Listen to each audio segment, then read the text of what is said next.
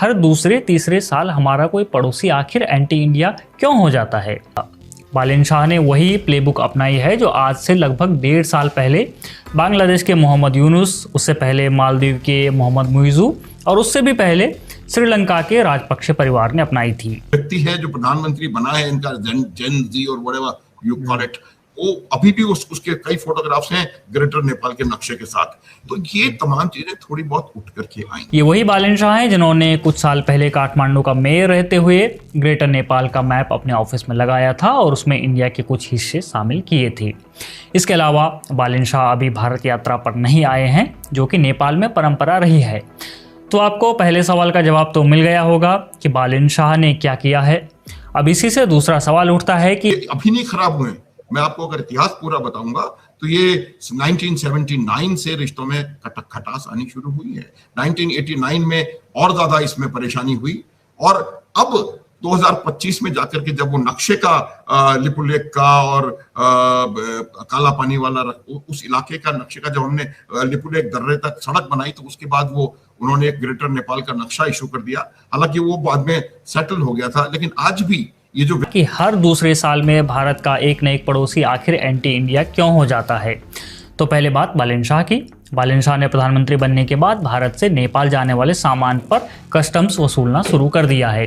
Basically 100 रुपए से ऊपर का जितना भी सामान कोई भारत से नेपाल लेकर जाएगा उस पर कस्टम की वसूली होगी। ये नियम तो पहले ही था, लेकिन बालिन शाह की सरकार ने इसे इन्फोर्स कर दिया है और अब नेपाल की बॉर्डर पुलिस लोगों के बैग खोल खोल कर चेक कर रही है, सामान जब्त कर रही है और उन्हें बेसिकली हरास भी कर रही है। कई जगह पर इसके खिलाफ प्रदर्शन भी हो रहे हैं। उसका हिस्सा है स्ट्रेटजी का, जिसको कि शायद अमेरिका का जो डीप स्टेट है उसका भी इसमें कहीं ना कहीं इन्वॉल्वमेंट हो सकता है। और हो सकता क्या है, मैं कह सकता हूं है इसका विरोध नेपाल के अंदर होना शुरू कि बालिन शाह अपनी जनता को एक तो भारत विजिट करने नहीं देना चाहता और दूसरा भारत में उसे खरीदारी नहीं करने देना चाहते, ताकि उनकी अपनी इकोनॉमी में पैसा इन्फ्यूज हो।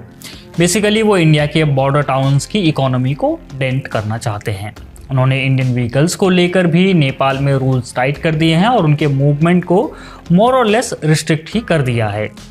इससे भी बड़ा सवाल उठता है कि ये सब तब होता है जब इन देशों को भारत अरबों डॉलर की मदद देता है, किसी को बिजली तो किसी को डीजल पेट्रोल की सप्लाई देता है। कोई देश तो पूरा ही फाइनेंशियली भारत पर निर्भर करते हैं।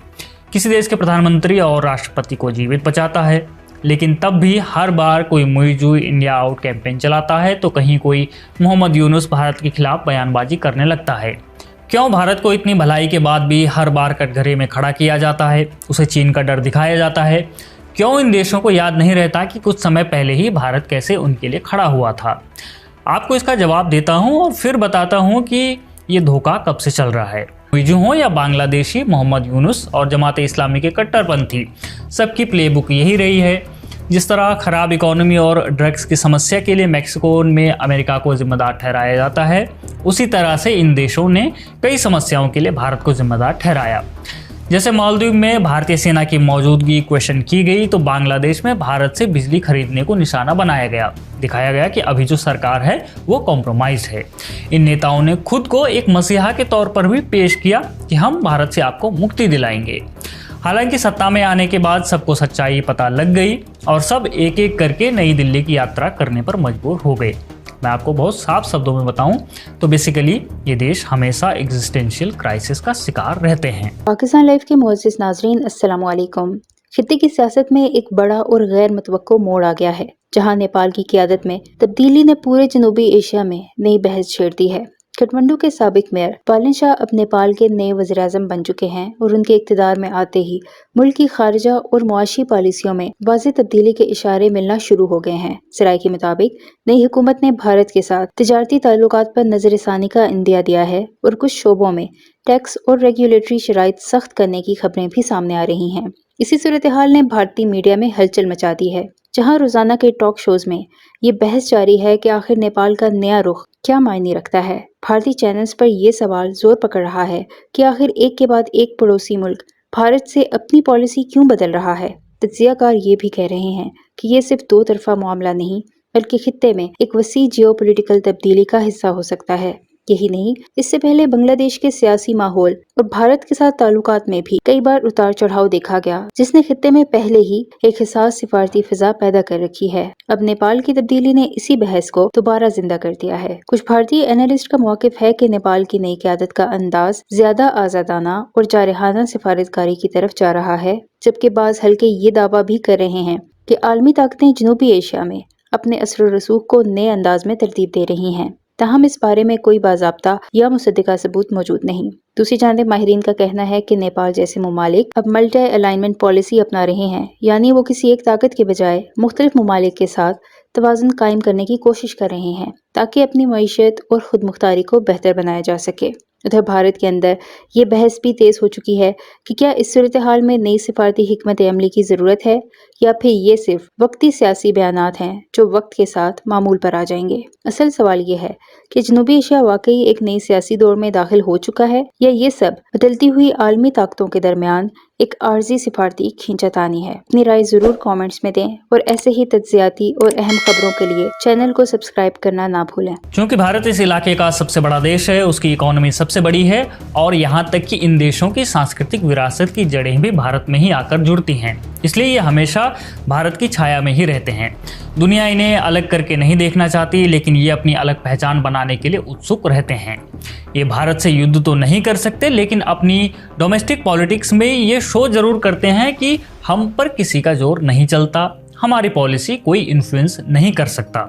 विदेशी मंचों पर ये देश दिखाते हैं कि हम छोटे जरूर हैं, लेकिन हम डिपेंडेंट नहीं हैं, हम सॉवरेन हैं और हम भारत से एकदम अलग हैं, हमें भारत से जोड़कर न देखा जाए। जबकि सच्चाई ये है कि भारत न इन देशों की संप्रभुता को कोई नुकसान पहुंचाता है और न ही उन्हें अपने फायदे के लिए इस्तेमाल करने की सोचता है। उसका हमेशा लक्ष्य होता है कि उसके हित इन देशों में न प्रभावित हों, जैसे श्रीलंका में चीन के जंगी जहाज न आए, बांग्लादेश में पाकिस्तानी ISI के लोग न घुसें और मालदीव में चीन के अपने सैन्य अड्डे बनाने का ट्राई न करे। अब आपको ये जवाब मिल गया होगा कि आखिर ये देश ऐसा क्यों करते हैं, लेकिन सवाल उठता है कि क्या आज ही ऐसा होता है कि बांग्लादेश में शेख हसीना की सत्ता उखड़ते ही पाकिस्तान अपनी एक्टिविटी बढ़ाता है और मोहम्मद यूनुस लगातार एंटी इंडिया बयान देता है, या फिर अब ही Mohammed Muizzu India out campaign चलाता है।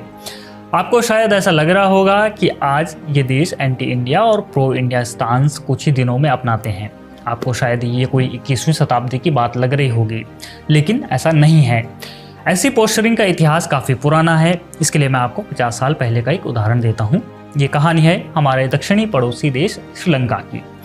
श्रीलंका को पहले सीलोन कहा जाता था और उसे 1948 में ब्रिटेन से आज़ादी मिली थी, लेकिन 1972 तक वो लगातार ब्रिटेन का डोमिनियन बना रहा। बेसिकली श्रीलंका का प्रधानमंत्री तो होता था, लेकिन उसका मुखिया ब्रिटेन का राजा ही होता था। श्रीलंका की आर्मी भी इसी दौरान कोई खास मजबूत नहीं थी और न ही उसकी कोई संवैधानिक संस्थाएं उतनी मजबूत हो पाई थी।